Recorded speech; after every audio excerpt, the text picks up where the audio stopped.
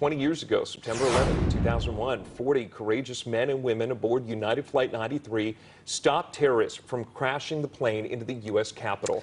Now, Maggie Smolka is live for us this morning at the Flight 93 National Memorial. Maggie, the focus now just really remembering these brave men and women from that day. That's exactly right. 20 years ago, we saw heroes inspire our nation, their courage, saving countless lives. And it's now our job to continue telling their stories.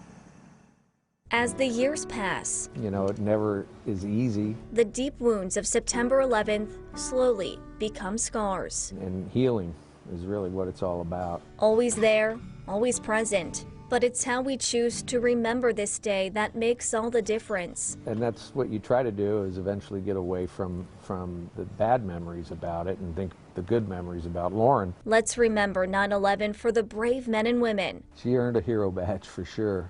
They all did. Like Jack's wife, Lauren Grencolis, who came together with strangers to defeat hate.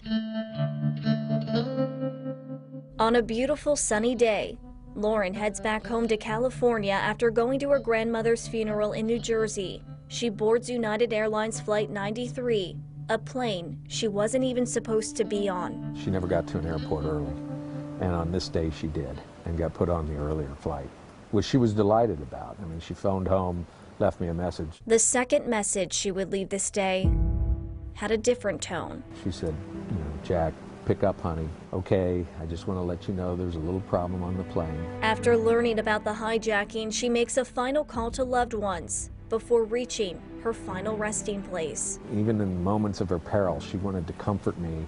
Leave me the message that I want you to go on if I don't get through this. Don't let them get you too. And she said, I just love you more than anything. Know that. Please tell my family I love them too. Goodbye, honey. His loss this day, twofold. Lauren was 3 months pregnant with their first child. There was that difficulty in losing that child, which I would find later on over the last 20 years was harder than I expected. I don't know if we'll ever be able to make sense of this tragedy, and the scars from September 11th will never fully go away. But when we share the memories of our heroes, she was always there to give selflessly. The healing process becomes a little easier. You've got to try to move on in their memory, and Lauren's memory really made it possible for me to move forward. Lauren and Jack's child would have been 20 years old this coming April. And for the first time in 15 years, Jack says that he's going to be back here at the Flight 93 National Memorial for the Remembrance Ceremony this coming Saturday. Live this morning in Shanksville, I'm Maggie Smolka. Back to you. 20 years later, we're still learning new stories. Maggie, I have chills from that story. Yeah, I don't even know. I mean, I guess when you're in that situation, you have no choice but to move forward, but I don't know how he did it. So many lives forever changed. Maggie, thank you so much for sharing that story with us.